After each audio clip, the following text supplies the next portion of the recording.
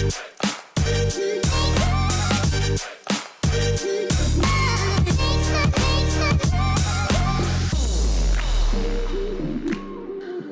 morning and welcome to this week's Motor Trade Radio podcast. It is Saturday the 2nd of November and you're joined by myself, Philip Nothard.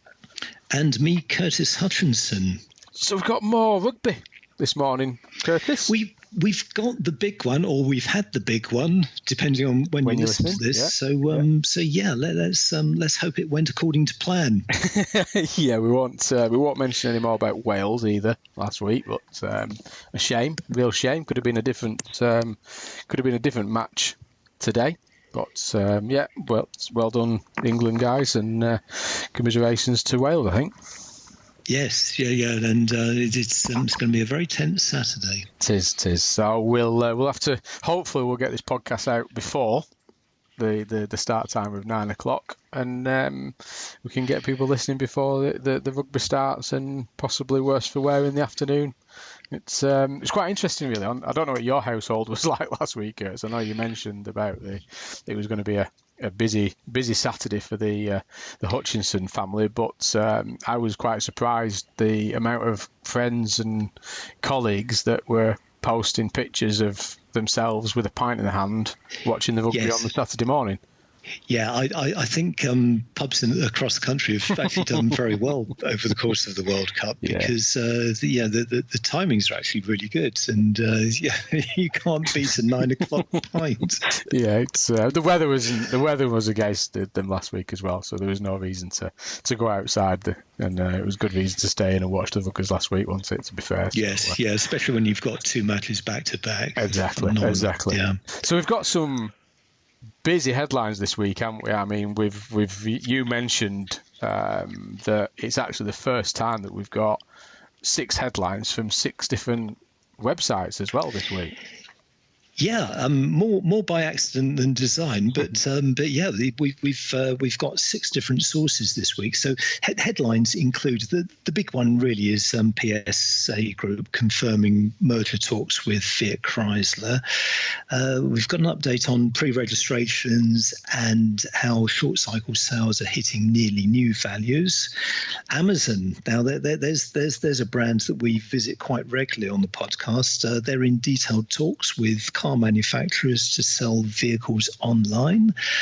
We've got an update on the VW network, which is a story that we've talked about last year sometime, because there's all sorts of changes going on in the Volkswagen network across Europe and in the UK.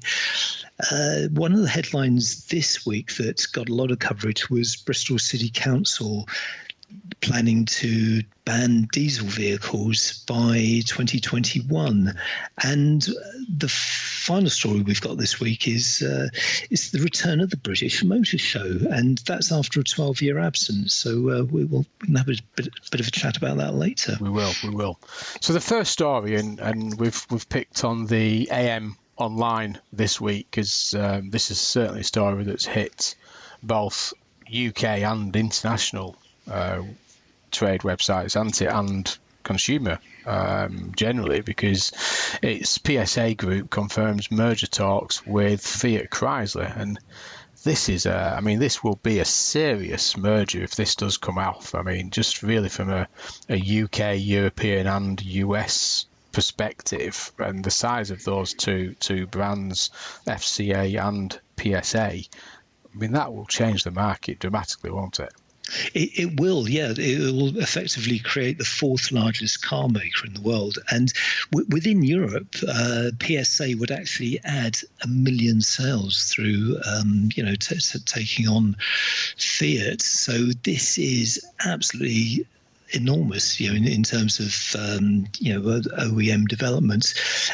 A lot of it. I mean, my take on this, Phil, is that PSA have wanted to get back into the US market for a number of years. Peugeot exited back in the 1990s, I think, and Carlos Tavares, the PSA CEO, has made it known that he wants to get the brand back into the US by 2026. Now, of course, by merging with Fiat Chrysler, that opens the door, because you've got an existing network there. The Fiat Chrysler network in the States is it's over 2,500 dealerships. So it gives them that opportunity to get back into the US. So that will be one of the reasons behind this.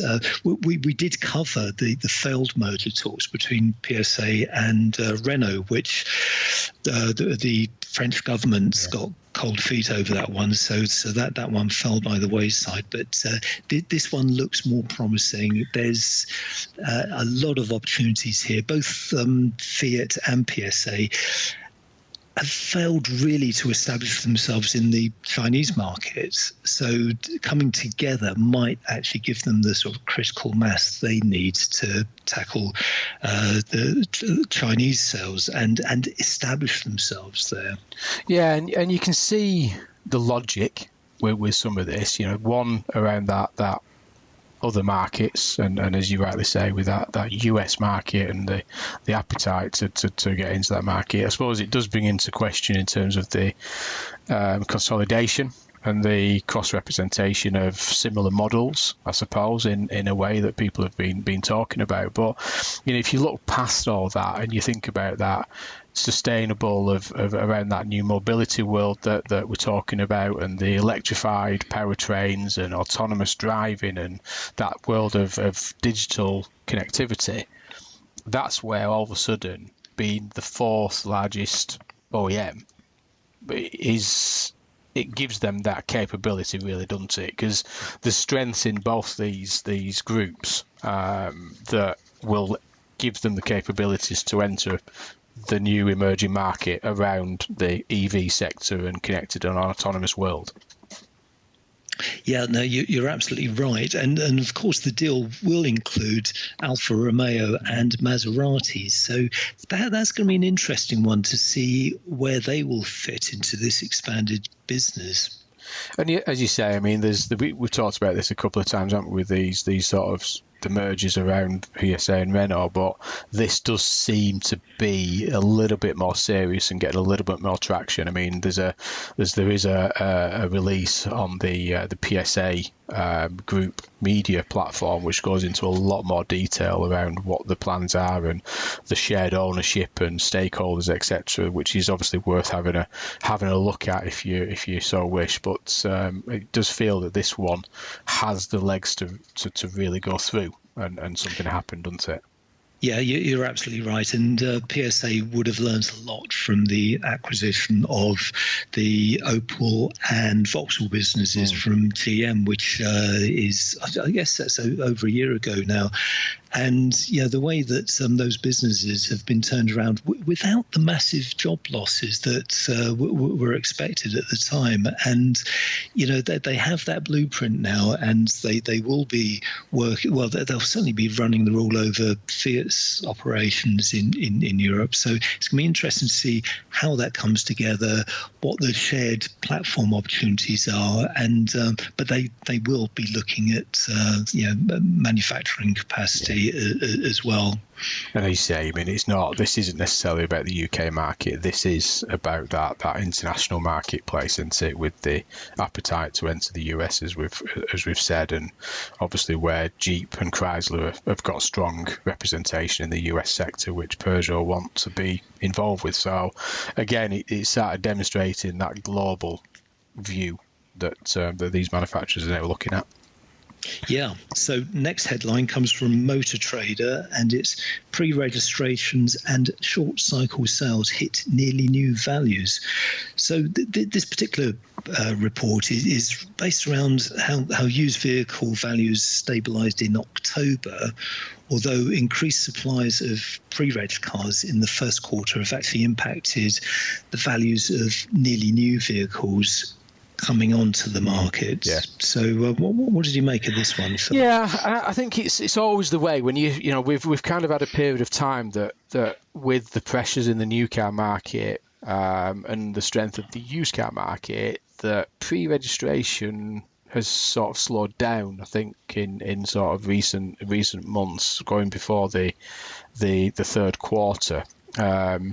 We've talked about it on the podcast with the RDE that was introduced in September of this year, and the pressure on the new car market as well at the same time, that we started to, the conversations around pre-registration, tactical registration started to appear again through sort of June, July and August. So there has been an increase in pre-reg activity. There's an appetite to do it.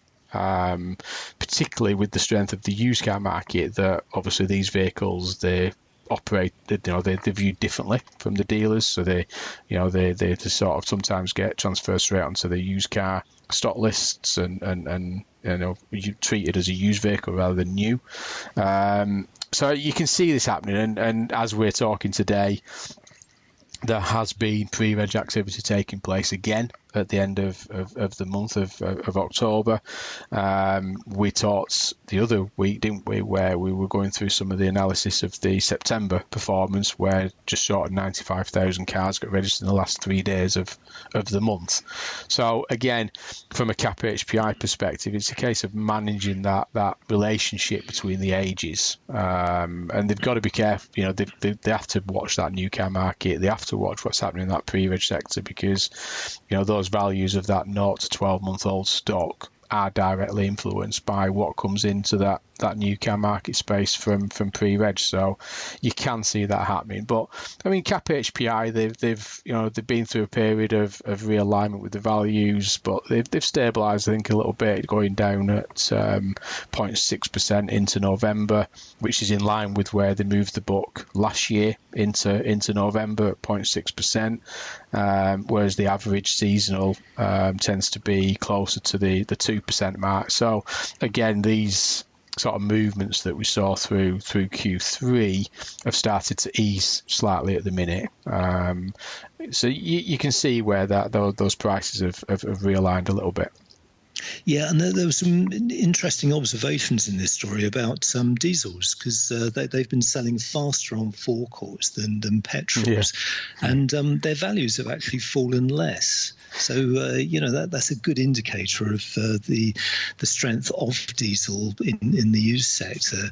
And also there's been increased demand for hybrids, which is something we've talked about before on the podcast, and it does kind of illustrate the used appeal of hybrids. So they're no longer restricted to the new car market or the company car market. There are used car buyers out there actively looking for hybrids. Yeah, and as you say around the diesel, we talked earlier on this year around the drop in the new car market that's happened on the back of the diesel gate, with the continual market share pressures that diesel's had, and the outcome of that is the supply into the used car marketplace, when there is still demand from consumers for used diesels, that you can see that, as you say there, that the prices are reflecting that now, because there is still demand there for used diesels. So they seem to be holding themselves, and that is a supply and demand outcome. That's and that's going to be the way that it is going forward. I think as those diesels become still an appetite for them in the used car market space, but they're not coming through in massive volumes in the new because of what's been happening there. So again, dealers will be watching their stock profiles very carefully.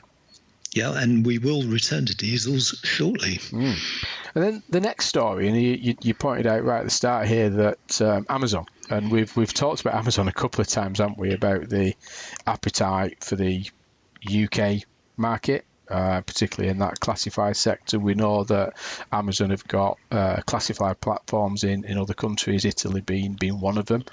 And there was a lot of conversation around their entrance into the UK. I think it's going back 2 or 3 years now that there was a lot of conversation about them entering the UK market, how they're going to enter the UK market, were they going to go into the classified, were they going to go into parts supply, were they going to go into the lease contract hire platform world, and it's appeared again. And we're talking about a story that's on Car Dealer magazine, and they've said that Amazon in detailed talks with car manufacturers to sell cars online. But this, you've rightly pointed out that this is from a conversation that James Baggett from Car Dealer magazine has had with PSA and Renault. Yeah, so it's the bosses of both those brands, and but both bosses confirm that Amazon have been in touch with them, and there is a plan in the pipeline to introduce a service into the UK. But interestingly, both brands say that it's not for them. In fact, Renault's UK boss, Vincent Touret, he said that the firm had been in discussions with Amazon, but that it had ruled out going forward because he did not believe in, and his direct quote, he did not believe in bypassing dealers. So that's a strong message to the Renault dealer network there. And similar from PSA Group, they also say that they've had conversations, but the boss of PSA says, I want to support my dealers, so it's not something I am considering. So it's these conversations will go on, of course, and it'll be interesting to see how it does develop, because as you say, Amazon did launch a service in Italy, but from my understanding, it hasn't gone as well as planned. No, and there's even a comment in the story that Touret talks about Google has also been investigating the option of selling cars directly to consumers. And I suppose it's, you talk about the auto traders of the world, you talk about Motors and eBay and all the others, and it is becoming a very busy marketplace. We've got Cazoo that are still talking about launching soon, and slightly different proposition from a pure sort of classified perspective. But I don't know, it's a hard one, isn't it, that what's going to happen with this, because everybody wants to get into that consumer direct, and we're going to talk shortly about VW, aren't we, interestingly enough. But it's this manufacturers wanting to get direct to consumer, but again, as you say, with both PSA Group and with Renault, they're interested in supporting their dealer network and not bypassing them. So it'll be interesting how this one pans out. Yeah, which takes us on to the next story, which is from Auto Retail Network with the headline, All Change in the VW Network.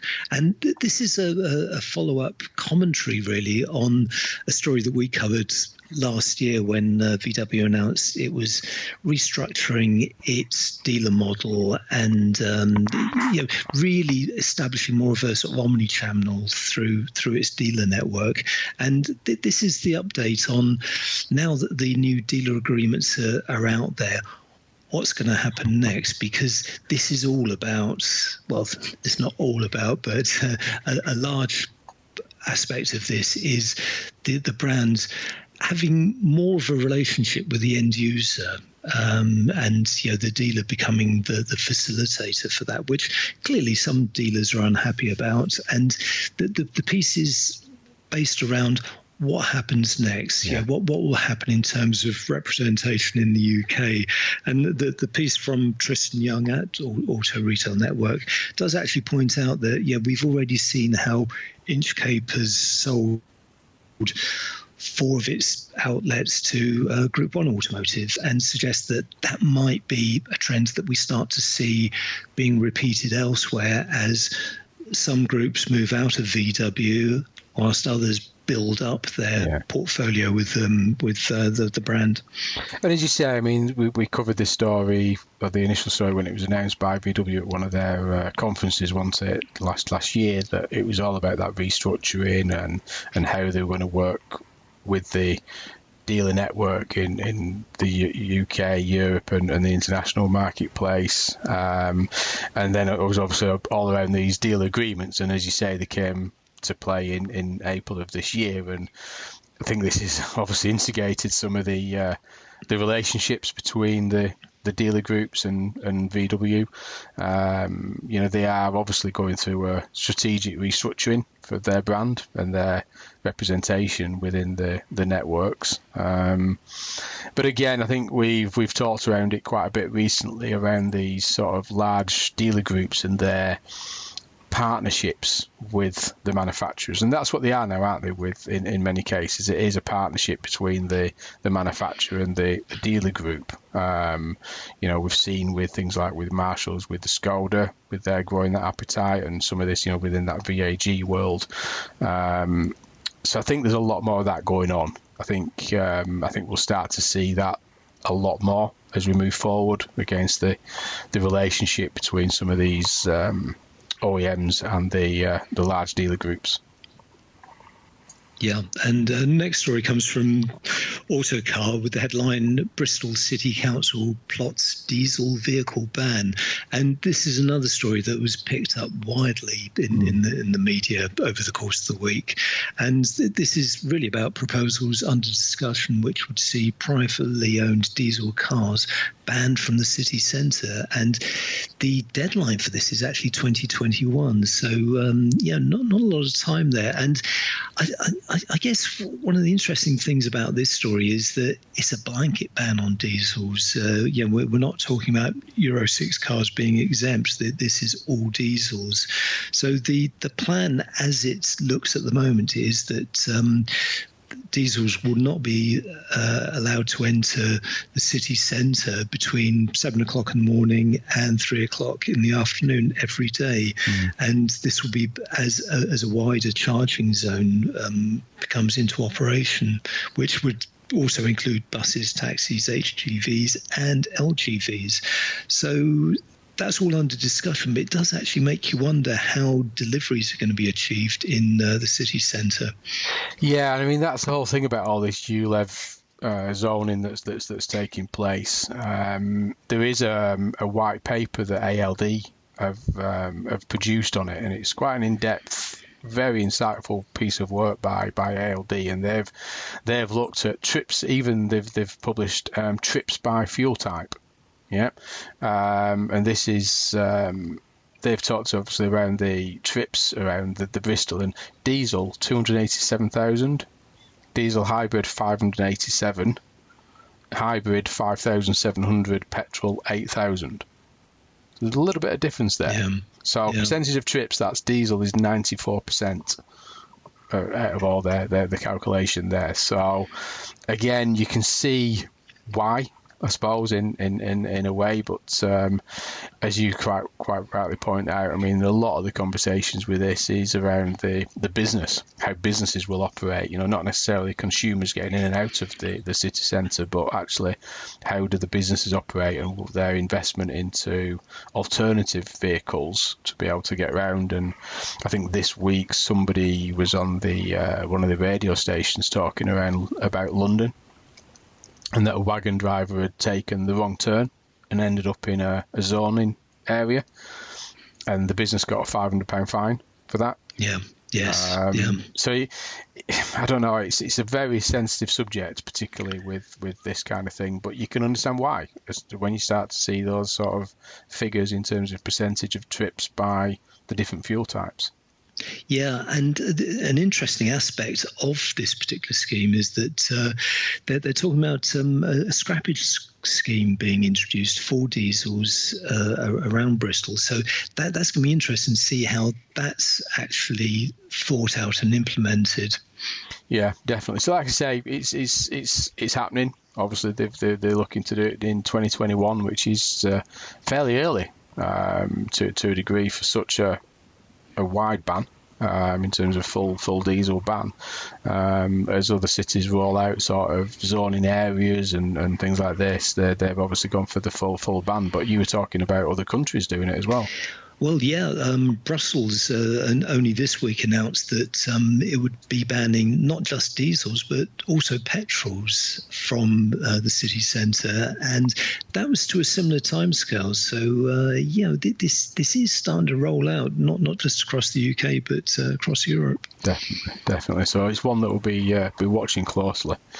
And then an interesting one. You mentioned this at the start of the show, and some people may have missed this one because obviously we talked quite a lot last year and recent years around the London Motor Show and their return to the market.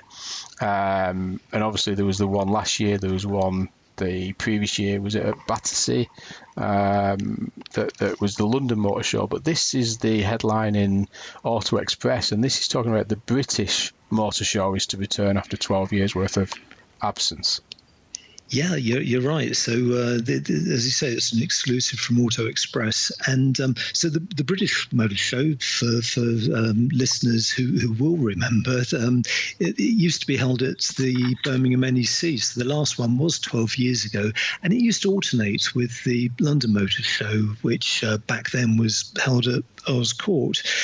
But what is significant about this particular announcement is that the British Motor Show, which is planned to return in August 2020, will be held at Farnborough, so at the International Exhibition and Conference Centre there, which is an impressive facility, but it's very close to London. So I guess when this story broke, I went immediately over to the London Motor Show website, and there was actually a holding slide saying that this event had nothing to do with them. That holding slide I can't find anymore, so I don't know if it's been taken down, but we are talking about two different shows here.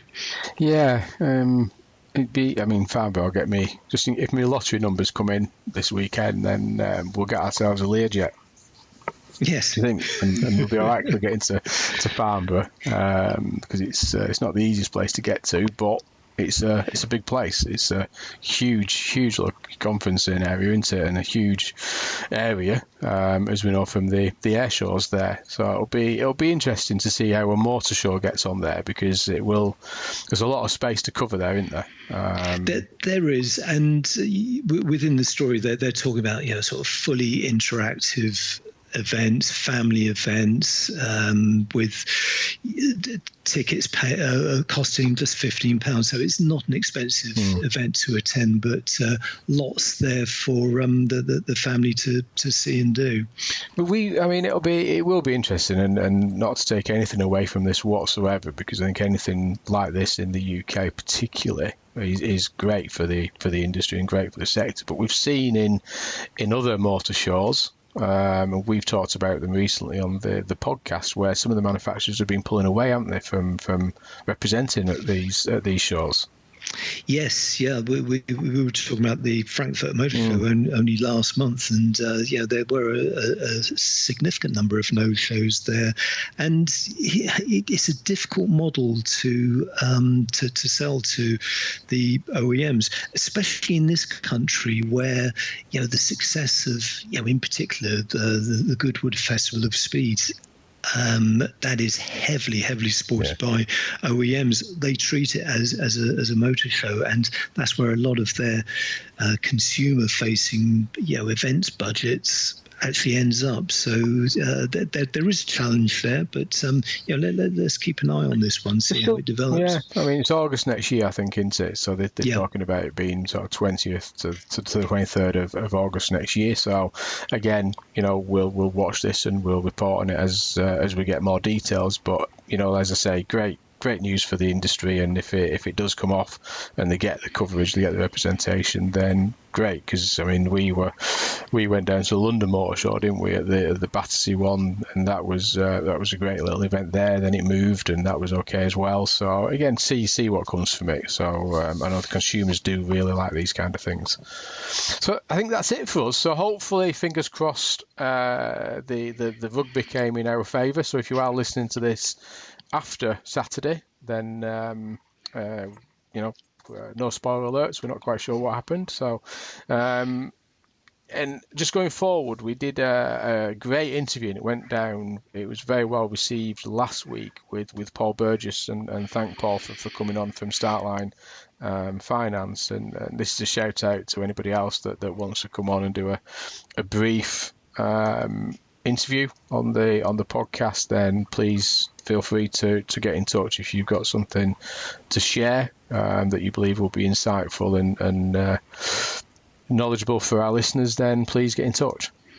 Yeah, and just to recap, last week we announced that we just made our debut on Spotify. So do head over to Spotify. We're also on iTunes, Google Play, Deezer, SoundCloud. Where else are we, Phil? We're all over the place, aren't we? We weren't going to mention it. We're trying to do the YouTube as well, which is quite an interesting one, doing an audio podcast on a video platform. But again, I think the feedback has been great. I think the fact that we're on Spotify has gone down very well. The fact that it's a simple link to go through. But again, I think there's no reason for you not to listen to us. But then again, if you're listening now, you've obviously found us. So welcome to the show if you're new to listening to us.